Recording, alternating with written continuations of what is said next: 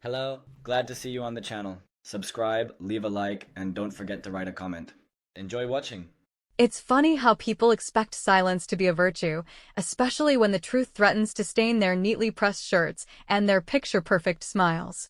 That night, standing under the warm string lights zigzagging across my mother's backyard, with waiters weaving through the guests carrying trays of overpriced appetizers, I was reminded once again that in my family, appearances weren't just important. They were everything. And truth, no matter how raw or urgent, always came second to decorum. My brother David was the golden boy. Always had been. The kind of guy who could lie to your face, charm your mother, and borrow your truck without returning it for 3 weeks, and still somehow make you feel like you were lucky to have him around. He was handsome in that well-aged frat boy kind of way, polished by years of networking events and golf tournaments, but at his core, he was the same manipulative, self-centered bastard I grew up with. Tonight was his engagement party. The house was filled with catered laughter and clinking champagne glasses. My mother had rented white tents, brought in a jazz quartet, and even had the bar stocked with top-shelf liquor for the young professionals David insisted on inviting. It was the kind of party where everyone pretended their lives were perfect and hoped the lighting was just flattering enough for Instagram. And I had news. I had something that could snap this whole night in two, like a bone you thought was just bruised until you touched it the wrong way. But before I could say a word to anyone, before I could even find the nerve to pull my mother aside and whisper, "We need to talk about David," she caught me in the hallway, eyes sharp and voice low. "Not tonight, Sam," she said, as if I was a child trying to ruin Christmas. "This is his night. Whatever it is, keep it to yourself." I opened my mouth to protest, but she raised her hand like a traffic cop. "Don't start," she hissed. "You have a habit of making things about you." And that was that.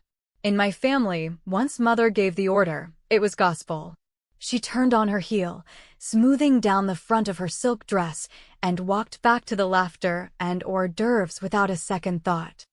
I stood there, stunned, clutching my glass of Pinot Grigio like it might give me strength.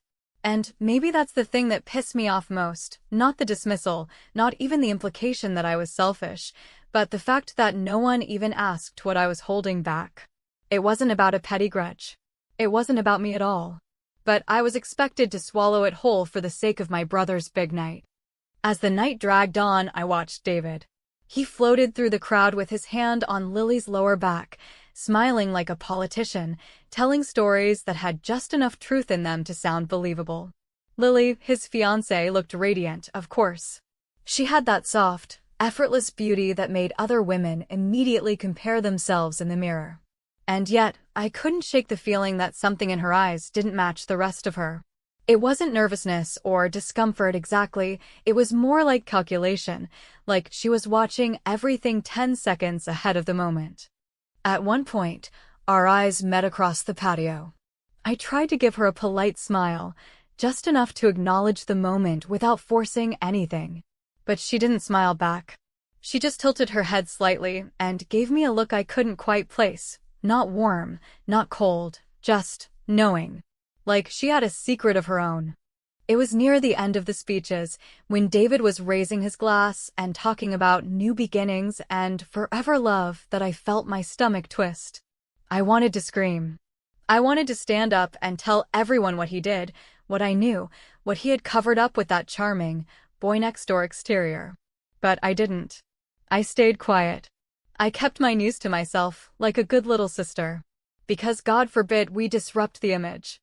Still, I couldn't help noticing how Lily's hand tensed around her wine glass during his speech, her knuckles whitening for just a second before she relaxed again and lifted the glass to her lips.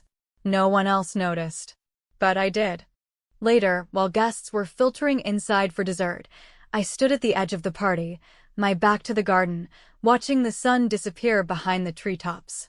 Aunt Carol came up behind me, tipsy as usual, and muttered, "You've got that stormy look, Sam. Like you're thinking about blowing something up." I laughed, half-hearted. "Not tonight," I said. She looked at me, long and hard, and then just nodded. "Sometimes silence is the best revenge," she said, lighting a cigarette with a shaky hand. And sometimes it's just cowardice with good PR. I didn't reply, because I didn't know which one I was just yet. Then came dessert. My mother had ordered a 3-tier cake from some bakery David's assistant recommended. Everyone was seated, forks in hand, laughter echoing through the garden like nothing in the world was wrong. That's when Lily stood up. She didn't tap her glass or make a big announcement. She just rose from her seat, napkins still on her lap, and said, calmly, clearly, "There's something I need to say about David. And it won't wait." The whole backyard fell silent. Forks froze midair. My mother looked like she might pass out. David stared at her like she'd spoken in a foreign language. And me? I just sat back and waited. Because for the first time that night, someone else had picked up the match. And I was damn curious to see what she planned to burn. There are moments in life that feel like slow burns, where the truth doesn't crash down on you like a thunderclap, but instead unravels thread by thread until you're staring at the mess of it all, wondering when exactly the seams came undone. That's what it felt like in the seconds after Lily spoke, when the silence following her words pressed into every corner of the yard like humidity before a storm. No one moved. No one breathed. For a heartbeat or two, it seemed like the entire party had frozen in place, held captive by the sound of something sacred starting to crack. David's face went blank, not with confusion exactly, but with calculation. The same expression he used to have when we were kids, and he got caught doing something wrong but was already thinking 3 steps ahead about how to spin it. Lily's voice was calm, not theatrical, and yet it carried enough weight to pull everyone to attention. "I know it's not traditional," she began, hands folded delicately in front of her, her expression almost apologetic but her eyes sharp, "but I think if we're going to build a life together, honesty should come first. Even when it's ugly." I watched David's jaw tighten, his grip on his champagne flute adjusting just slightly, subtle movements, but not invisible to someone like me, someone who'd spent the better part of her life reading through his bullshit like it was second language. She went on. "6 months ago, I started noticing things," she said, letting her gaze sweep across the table. David would leave on business trips that didn't quite add up. He'd be vague about where he stayed. And there were expenses, meals, hotels, even spa charges that didn't make sense for someone who claimed he was sleeping on a client's couch. There were murmurs then, not loud, just enough to ripple through the garden like the early rustling of leaves before a storm. I felt my heart climb up into my throat because I knew where this was going. And I wasn't sure if I wanted her to say it out loud or not. But she didn't name names.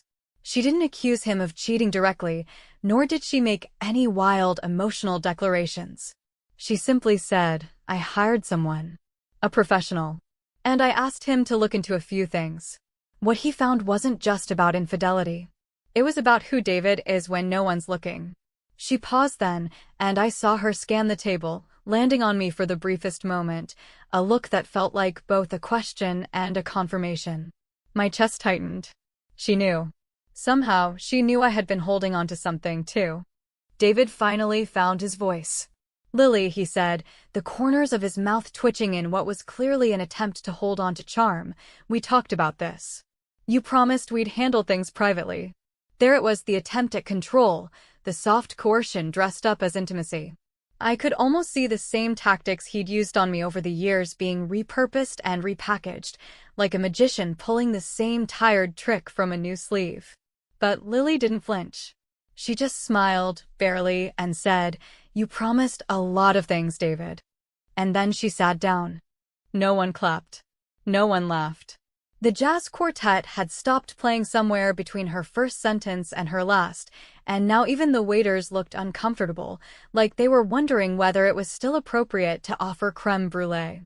My mother, sitting 2 seats away from David, had gone ghost pale. She wasn't looking at Lily, or at me, or at anyone for that matter. Her eyes were fixed firmly on her wine glass like it might open up and swallow her whole.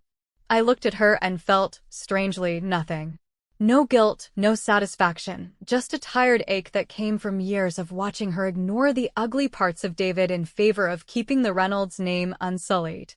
Later, after the shock had thinned into a thick, awkward buzz, and the guests began quietly slipping away under the guise of early meetings or tired babysitters, I found myself standing in the hallway near the coat rack, clutching a coffee mug I didn't remember pouring. That's when Lily approached me. She didn't say anything at first, just leaned against the wall, arms crossed, watching me like she was trying to figure out how deep the rabbit hole really went. "How long have you known?" she asked, finally. Not accusatory. Just curious. Like she already had her answer and was giving me the courtesy of saying it out loud. I wanted to lie. To tell her I hadn't known much, that I'd only heard whispers. But I was tired of swallowing truths to protect the people who'd never done the same for me. So I told her the truth. 3 years, I said quietly. I found emails between him and my best friend. They were having an affair while he was living with Claire. She nodded, no reaction. "Claire," she repeated, like she was cataloging information. "The one with cancer?" "Yes," I said. He left her while she was going through chemo. Told everyone it was mutual. Said they'd just grown apart. My throat tightened, not because of the memory, but because I had stayed quiet then too. I had buried my anger because speaking up would have meant fracturing the fragile piece my family clung to. I hated myself for that. Still do. Lily didn't judge me. She didn't comfort me either. She just said, "He's been keeping secrets for so long, I don't think he knows what the truth is anymore. And I think everyone around him has let him get away with it because it's easier." And she wasn't wrong. That was the ugliest part. David's lies had always been wrapped in charm and convenience, and no one had ever wanted to cut through the packaging because what lay underneath was so much harder to live with. "I don't know what you're planning," I said carefully, "but if you're staying with him, you need to understand that this won't be the last time he does this. It's who he is." Lily looked at me, and something cold flickered behind her eyes. "Oh, I'm not staying," she said. "I'm not stupid. But I'm not walking out quietly either." And then she walked away, leaving behind a trail of silence thicker than anything she'd said at dinner. And for the first time that night, I wasn't sure who I was more afraid of, David or Lily. Because one of them was a liar. But the other? The other looked like someone ready to start a war. There's a particular kind of silence that falls over a room not when people are unsure of what to say, but when they're too stunned to believe they actually heard what they just heard, as if their ears have betrayed them or reality has tilted slightly off axis. And for the briefest of moments, everyone is suspended in that strange in-between space where truth begins to displace comfort. That was exactly the kind of silence that settled over the tented backyard after Lily finished her sentence, not theatrical, not dramatic, but chillingly precise. And while most people around the table stared at their plates, or their glasses, or anything that wasn't David's face, I sat in rigid stillness, my heart beat loud in my ears, wondering whether this was really happening or if I had somehow willed it into existence through sheer resentment and too many sleepless nights. Lily hadn't raised her voice, hadn't gestured or cried or begged for attention. She had simply stood there in her pale green dress, hair tucked neatly behind one ear, and dropped the kind of sentence that didn't just disrupt a dinner. It detonated years of carefully layered deception with the grace of a surgical strike.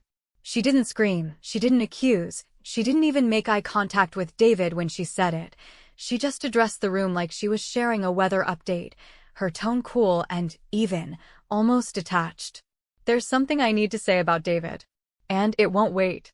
The words lingered like smoke, impossible to ignore and slow to clear. David, for his part, didn't jump to his feet or storm away or immediately reach for damage control, which would have at least shown some sign of humanity. Instead, he remained seated, jaw locked, fingers clenched around the stem of his champagne glass so tightly I thought it might snap in two, and I recognized that look on his face, not fear, not shame, but calculation, the precise machinery of a man accustomed to sidestepping consequences, already rehearsing 3 possible responses for whatever Lily was about to reveal.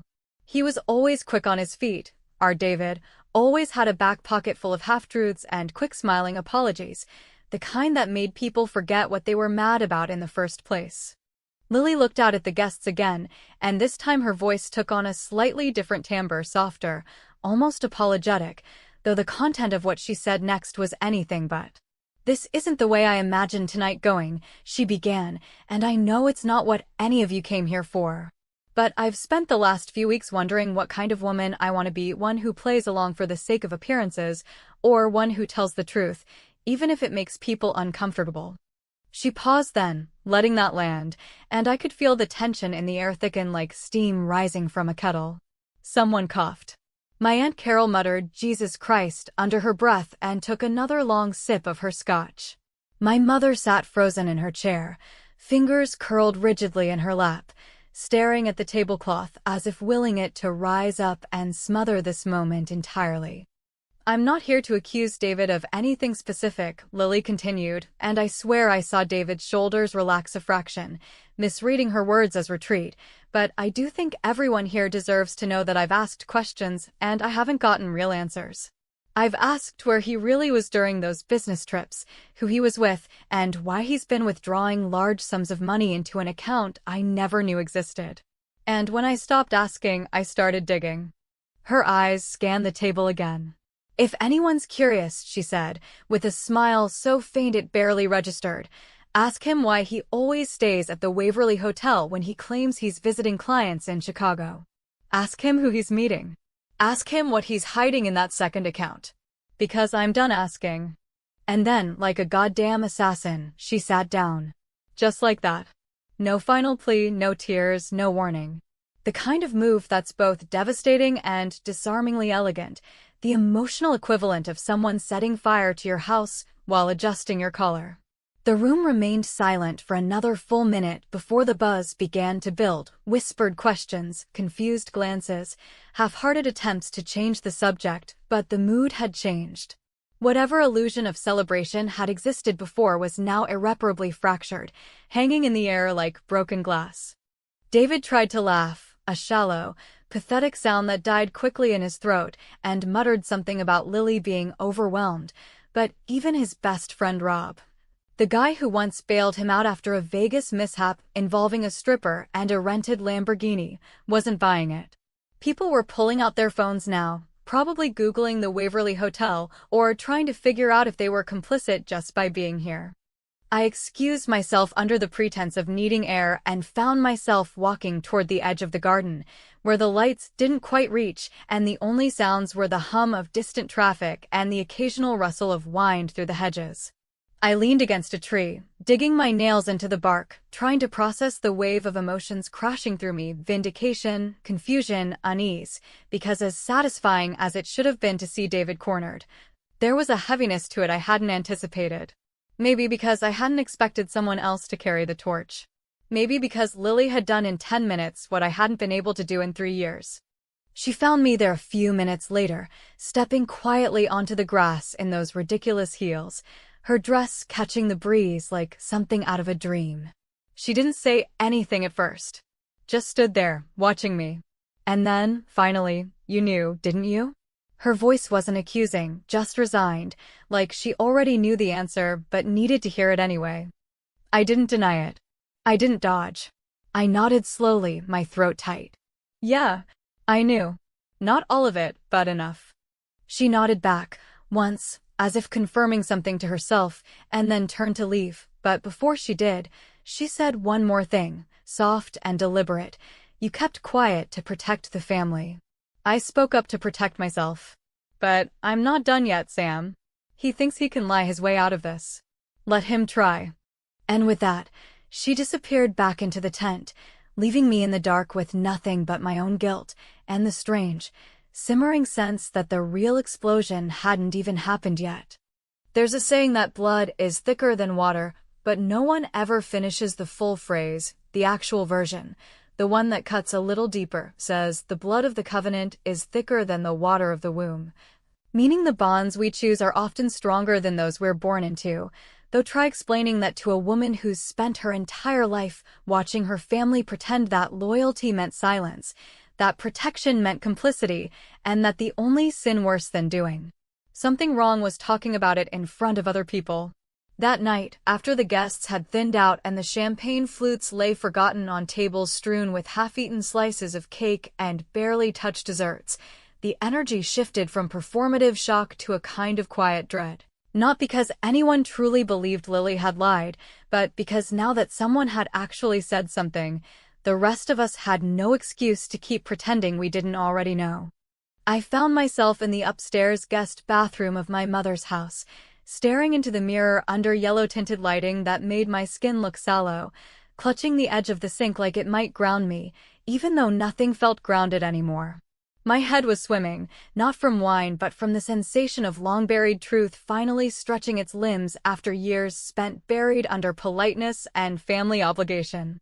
I could hear muffled voices downstairs, the clinking of glasses being cleared, the low hum of someone's awkward attempt to joke their way out of discomfort, but all I could focus on was what Lily had said before she walked away: let him try.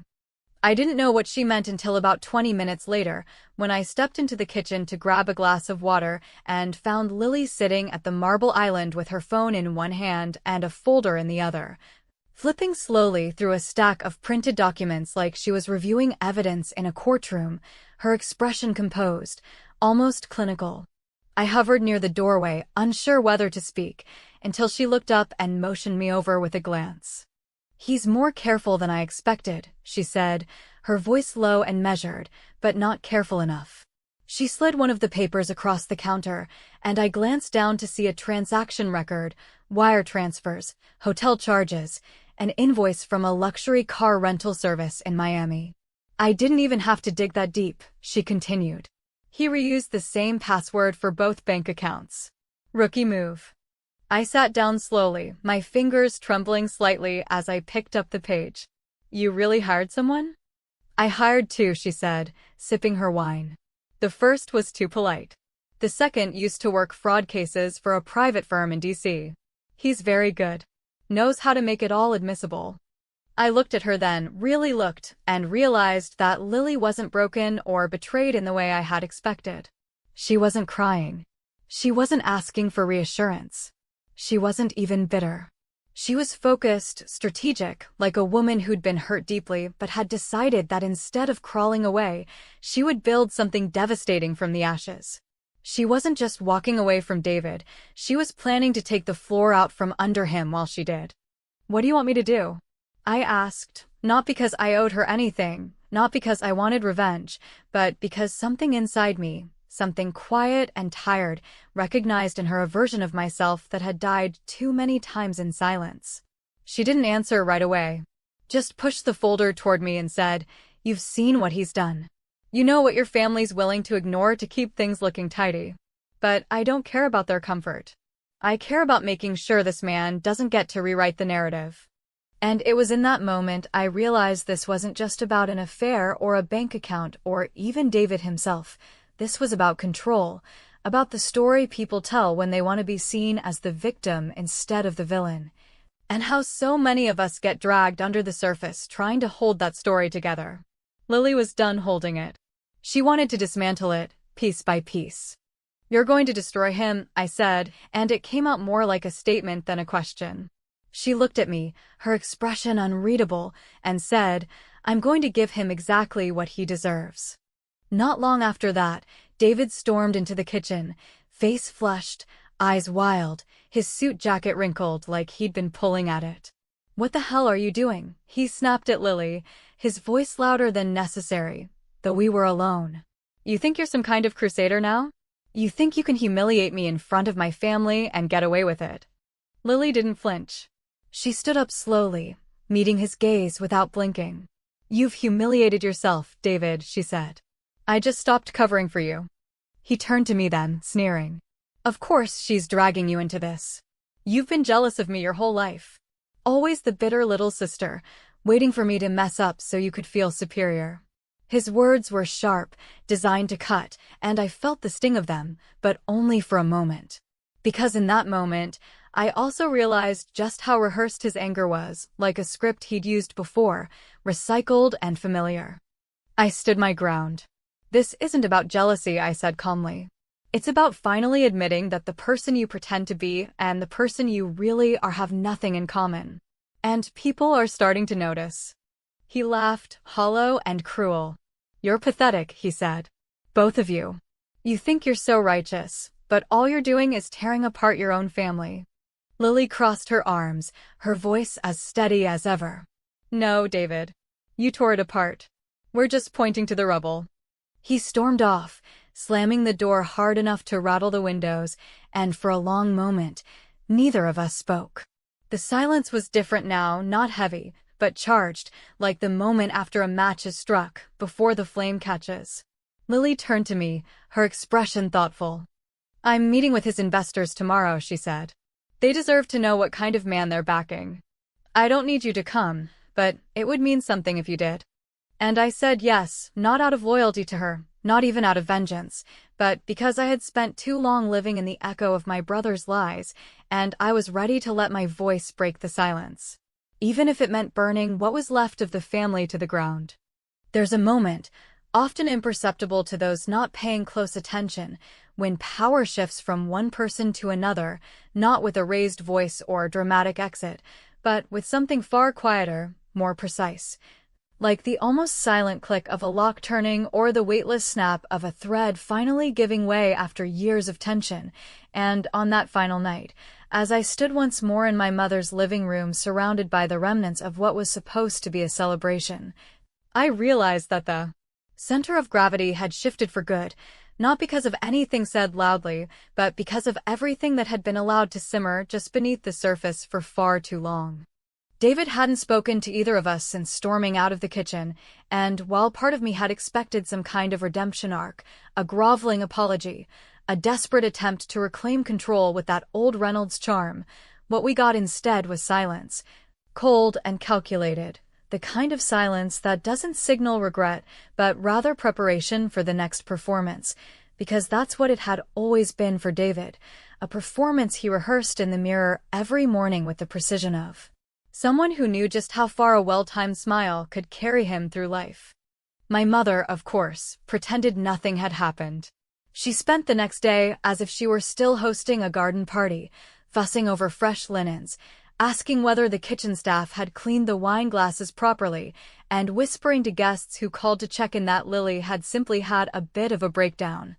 As though this whole thing had been a misunderstanding caused by too much champagne and not, in fact, the slow and deliberate unraveling of a facade she had helped stitch together for decades. I didn't confront her. I didn't need to, because for the first time, I understood that her denial wasn't for our benefit, it was for hers, a desperate grasp at control in a world that was finally refusing to play by her rules. The meeting with the investors was not something I ever thought I'd be part of, especially not dressed in a navy blue blazer I borrowed from Lily, sitting in the back of a sleek, glass-walled conference room while she laid out her case with a clarity and composure that made me wonder, again, who exactly this woman had been before she met my brother. She didn't cry. She didn't plead. She simply presented the facts, financial records, discrepancies in company statements, irregularities in David's expense reports, and photographs that left no room for creative interpretation. One of the men, gray-haired, sharp-eyed, asked her bluntly what her intention was. Was she trying to ruin him? And Lily, without flinching, said, "No. I'm just making sure the image he sells to the world matches the man he really is." And for once, no one in the room had anything clever to say. I left that meeting with a strange sensation humming in my chest, like the last echoes of a song you didn't know you'd been humming until it stopped. That night, back at the house, I stood in front of the fireplace where, only 2 nights ago, David had made a toast about love, future, and family. The room was empty now, stripped of decorations and scattered with the detritus of celebration turned scandal. I plugged in the small flash drive Lily had given me earlier, the one she said held the uncut version of who David really was, and I waited as the projector flickered to life on the cream-painted wall. No voiceover. No narration. Just silent footage from the Waverly Hotel lobby, time-stamped, crystal clear. There he was, my brother, in clothes I remembered seeing in his suitcase during that weekend he told us he was in Texas for a conference. He wasn't alone. A woman stepped into frame beside him, smiling, familiar in a way that made my stomach drop. My best friend. Jessica. The same Jessica who had sworn she hadn't seen David since high school, who had held my hand through one of the lowest periods of my life, who had laughed in my kitchen as we drank wine and made jokes about bad men. They were holding hands. She kissed his cheek. They entered the elevator together. The room stayed quiet as I let the footage play through. No one else was there, not my mother, not the guests, not even David, and yet the silence felt heavier than it had during the party, as if all the ghosts of that night had returned to watch. I stood there for several minutes after the screen went black, feeling the heat of 100 unspoken truths settle around me like smoke from a fire I hadn't meant to start, but could no longer control. And then I gave my own toast. Not with champagne, not with a microphone or a crowd, but with a steady voice and the weight of everything I had carried in silence for years. I recorded a short video on my phone, just a few sentences, directed at no one and everyone at the same time. David once told me that some truths are too expensive to say out loud, I said. But I've learned that silence costs more. It costs your dignity, your sanity, your soul. So here's the bill. And I posted it. I walked out of the house that night with no dramatic exit, no slammed doors, no grand speeches. Just the quiet satisfaction of someone who has finally stopped asking for permission to speak. As I drove through the neighborhood where we had grown up, where lies had been dressed in fine clothes and served with dinner, I thought about what came next, not the fallout, not the judgment, but the question that had been haunting me since Lily first stood up during dessert. Had I done the right thing? Maybe I had. Maybe I hadn't. Because the truth isn't always clean or fair or easily wrapped in a ribbon of justice. Sometimes it just is. Messy, painful, necessary. And maybe I hadn't sought revenge after all. Maybe I'd simply stopped choosing silence over survival. Maybe, in the end, that's what real freedom looks like. Not a victory lap, not applause, but the quiet knowledge that when it mattered most, I didn't look away. I didn't back down. And as for David? Let him try.